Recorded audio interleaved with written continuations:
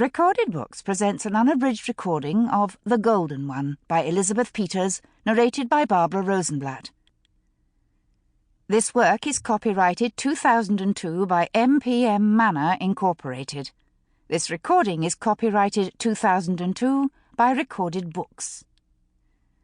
The author begins the book with the following quotation.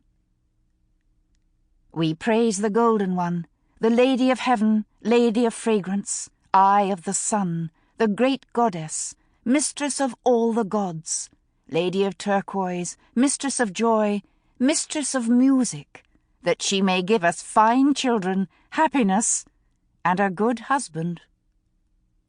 Epithets of Hathor, compiled from various sources.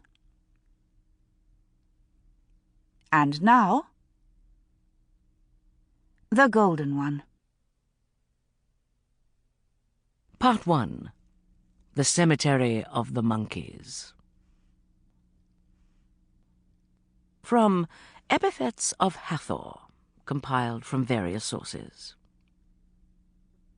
We praise the Golden One, the Lady of Heaven, Lady of Fragrance, Eye of the Sun, the great goddess, mistress of all the gods, Lady of Turquoise, mistress of joy, mistress of music, that she may give us fine children, happiness, and a good husband.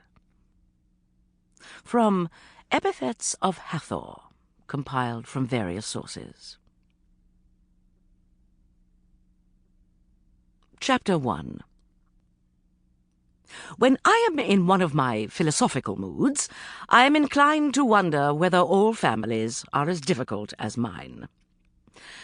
I was in such a mood as I dressed for dinner on the penultimate evening of our voyage.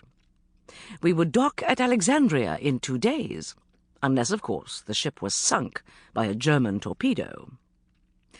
A winter voyage from England to Egypt is never comfortable, but in that fateful December of 1916, after more than 2 years of war, the possibility of submarine attack had been added to the perils of rough seas and stormy weather.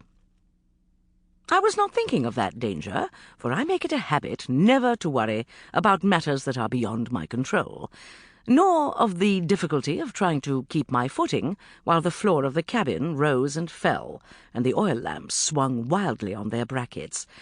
For mine is the sort of mind that rises above such things. But perhaps these considerations did affect me more than I realized, giving a pessimistic cast to my normally cheerful reflections. Mind you, I had no legitimate grounds for complaint about my immediate family. My husband, Radcliffe Emerson, is the most distinguished Egyptologist of this or any other era. His sapphirine blue eyes, the cleft or dimple in his strong chin, his thick sable hair, and muscular but symmetrical frame are additional attractions to me, and, I regret to say, to innumerable other females. He has a few minor eccentricities, his command of invective, which has earned him the Egyptian sobriquet of Father of Curses, his explosive temper, his autocratic, arbitrary method of dealing with the authorities of the Service des Antiquités, which had led in the past to our being barred from most of the interesting sights in Egypt. Well, but no proud mother could have asked for a better son than mine. Ramses had been named for his uncle Walter, but everyone called him by the nickname given him by his father in infancy. He was as handsome and intellectually gifted as his father, idealistic, kind, and courageous. A little too courageous, perhaps. He'd been one of the most infuriating children I have ever had the misfortune to encounter, and his reckless disregard for danger, when he believed the cause he supported to be morally right, was one trait that I had been unable to eradicate.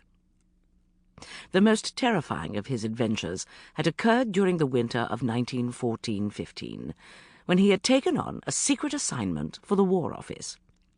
He and his best friend, David, had completed their mission successfully, but both had been seriously injured, and Ramses's true identity had been exposed to agents of the Central Powers. Sample complete. Ready to continue?